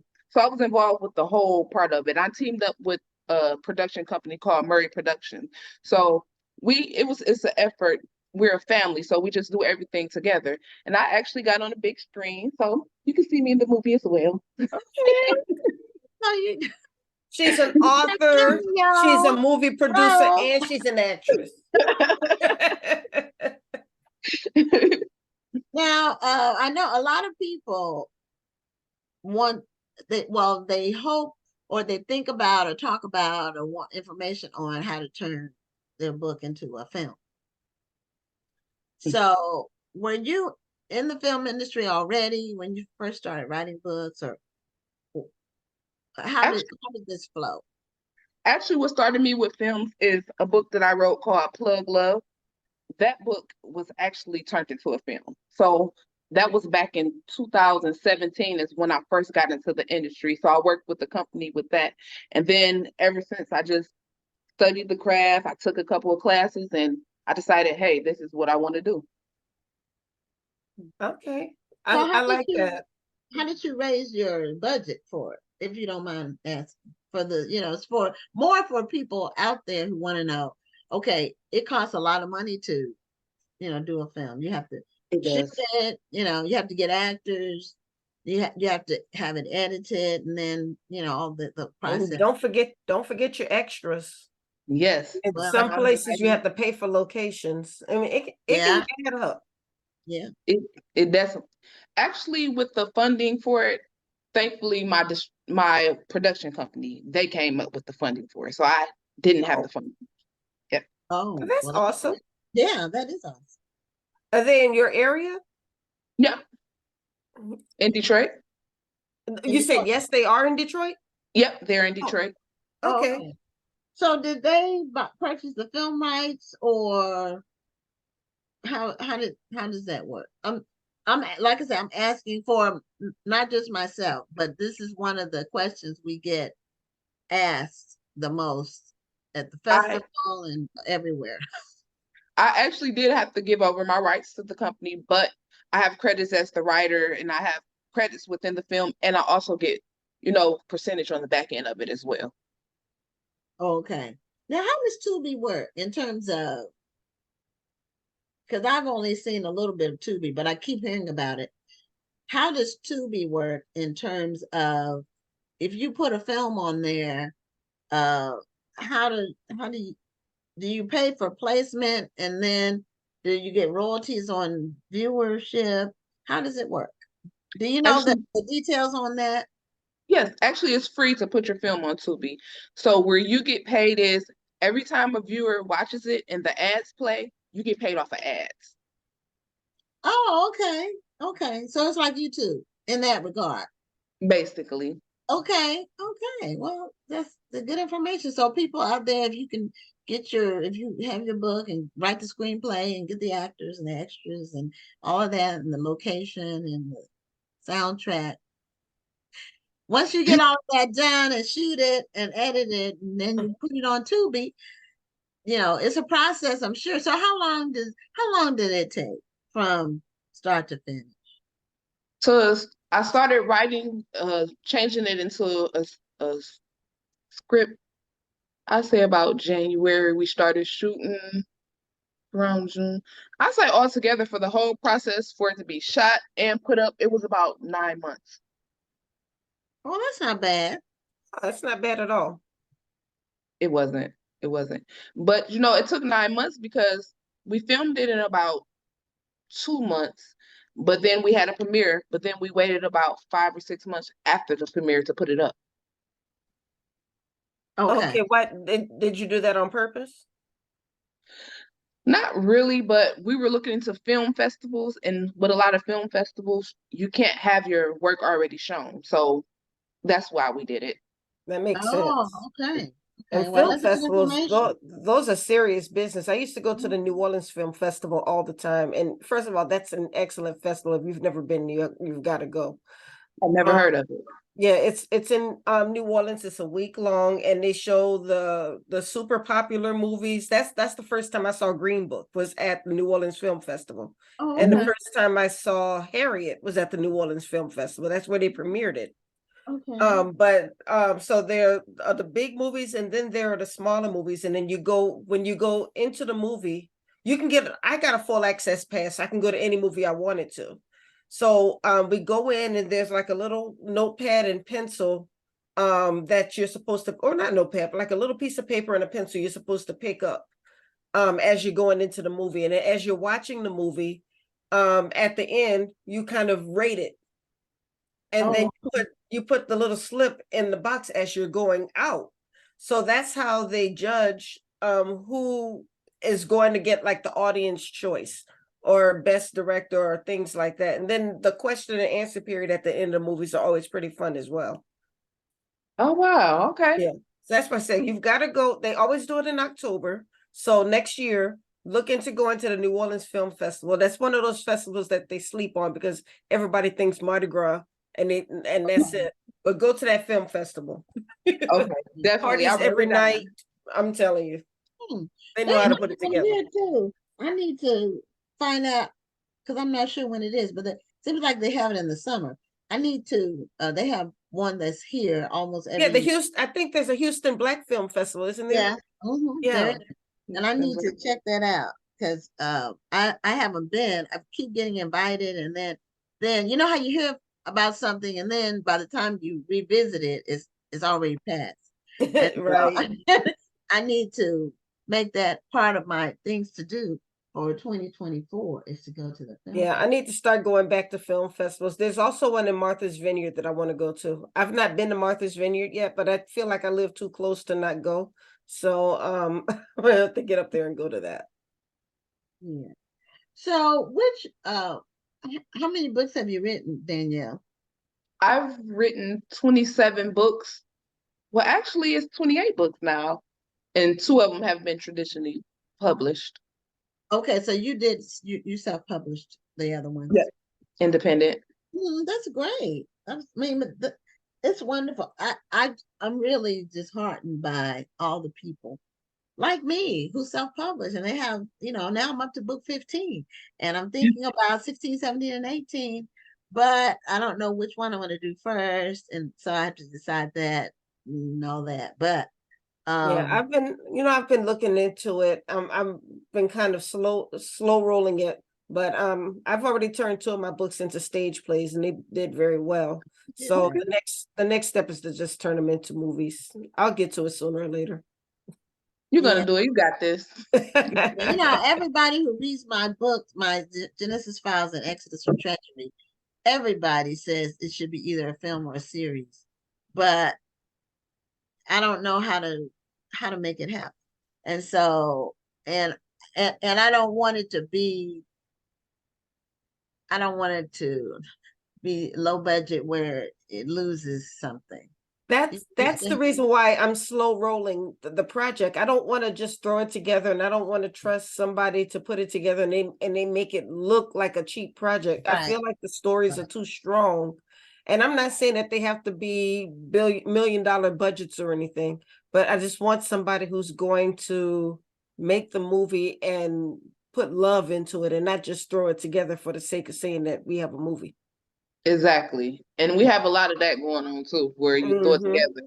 Yes. Yeah. And also where they don't change or water down the essence. My book has my books have like a lot of heart. And I don't know if you would have to have the right filmmaker to convey that.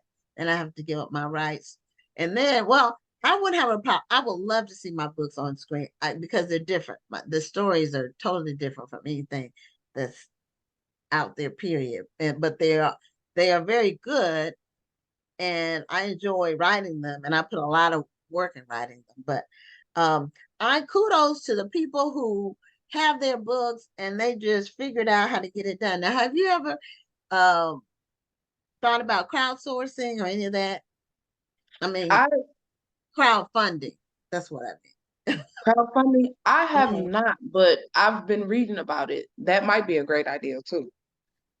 Yeah, I've heard about people who do that. They have an idea for something and they put it on one of those platforms, Yeah, Kickstarter. Kickstarter. Do you And have to pay it back, or how does that work with that? Well, with Kickstarter, you have levels, giving levels, basically. So like it can start as low as $1 up to maybe $400 or $500 or even $1,000. But for any level that the person pledges, they you would give them something in return. It could be a free book, it could be backstage passes to a concert, whatever it is.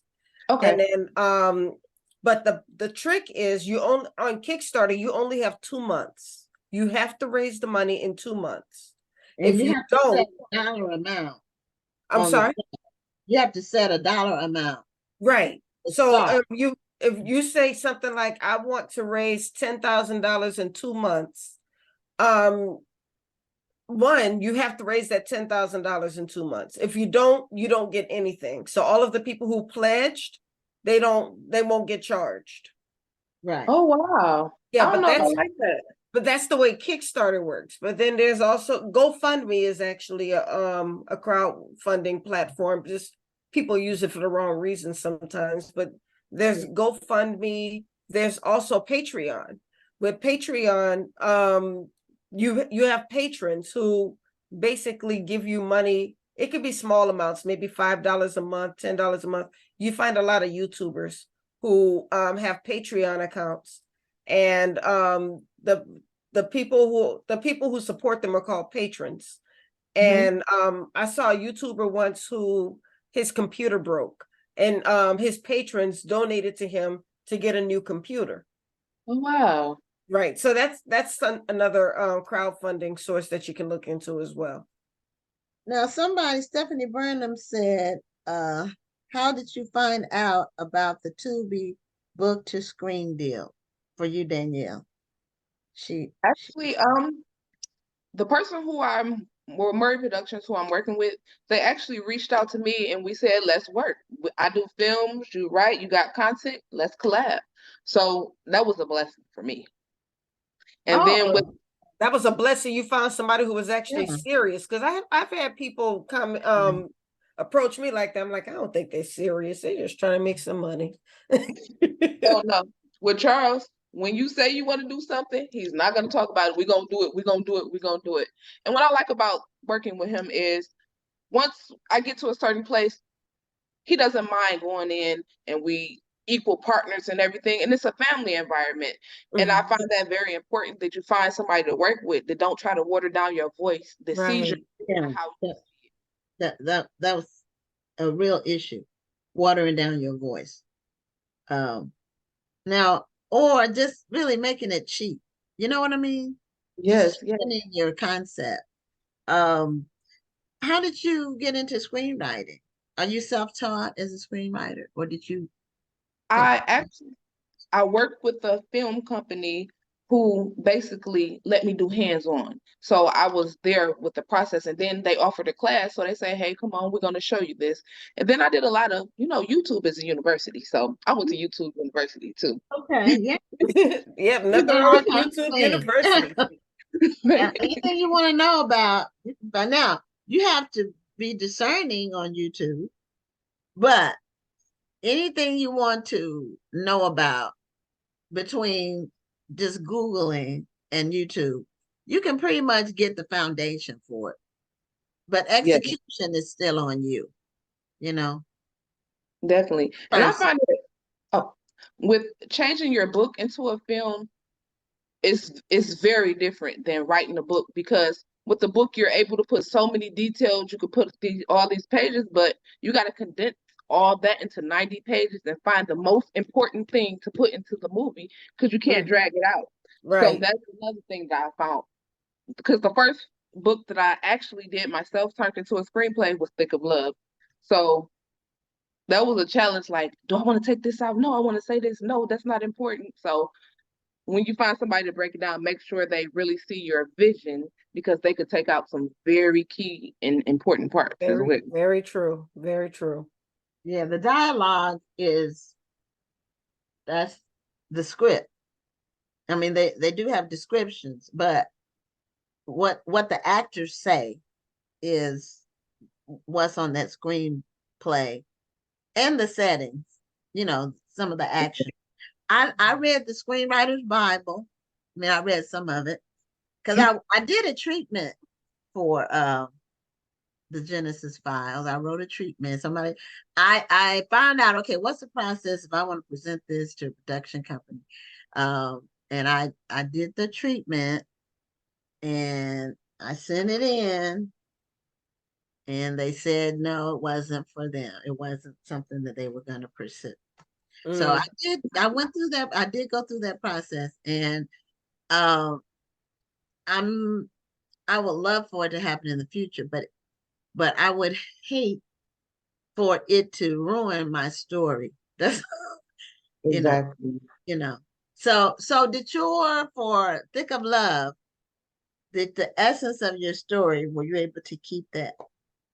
Yes, and that's another reason why you're gonna hear me praise the company a lot. But he saw my vision how I saw it, and that's why it was important to work with him. Like certain stuff, like I wanted to explain it, but he tell the actors, no, you got to do this. They supposed to be in the moment. This is a sad scene. You supposed to do it, and I'm like, hey, that's what I was thinking. That's what I meant for it to be. So Now, so where the actors come from? Our main character is Erica Pinkett. She was one of the actors in Secret Society, BMF, and she was on Love and Hip Hop.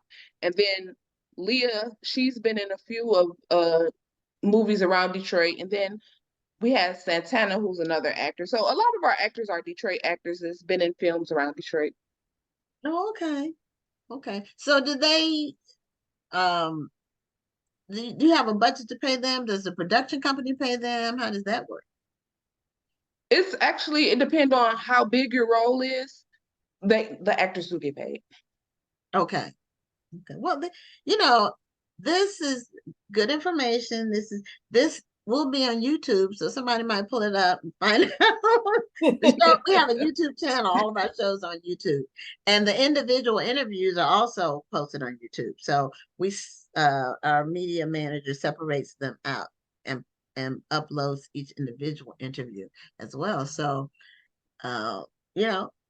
people might look at it and find out all about what you're doing, Danielle, and how that's going. I'm so very proud of you and excited for your Yes, congratulations. And I did put your link to the link to your book, Jack Girlz, in the chat. Remember, everybody, this is a brand new book. It's only been out 4 weeks, so let's go out and support this book. Thank you guys so much for the platform. I appreciate you all. Well, we appreciate having you. Thank you. And one final question. Do you have another book coming out in 2024? Yes, it's actually an independent book called Pretty Little Disaster. That's cute. I like the title. And do you have a target release date for that one yet? I'm shooting for March of 2024. I just want to give my traditional releases enough time to promote, to get out here. Right. Yeah, you have to have a promotion period so you can move those books off the shelves. Yes. And generate downloads on Kindle or whatever device people have for their phones. Well, thank you so much again, Danielle, for being a guest on Black Authors Matter TV. And we are always excited to have Black Odyssey authors on the show. And Tice is doing an amazing thing with her imprint. And next week, we're going to have a new imprint. So let me just say that in closing after you sign off. I just tell people about that. And then we hope you have a wonderful holiday. And thank you so much for being a guest on Black Authors Matter TV. Thank you too. And same to you. Have a great night. You too. Okay. So I didn't get to say who won the book. Of course, Curtis Stevenson won. He Oh, answered Curtis. correct. The answer was mental health. And next week, we're going to have Joylyn Ross on. Joylyn has a new imprint, and she has a similar arrangement that Entice had. So, not with the same publisher, I don't think, but it's called PTP Press, for Path to Publishing Press. And Joylyn's going to be on the show next week as a new publisher, and also her first book release by Nikki Anthony. Very good. Okay, she's going to be on too. So that's going to her first author's release. She's going to be on, and Joylyn's going to be on next week's show. Well, that's it for tonight. We appreciate you tuning in, and we'll be back next week for another episode of Black Authors Matter TV. I'm Gwen Richardson signing off. And I'm Dr. Rhonda Lawson. Have a wonderful evening and a great week. Thank you for tuning in, and join us next Tuesday at 7 p.m. Central, 8 p.m. Eastern for another edition of Black Authors Matter TV.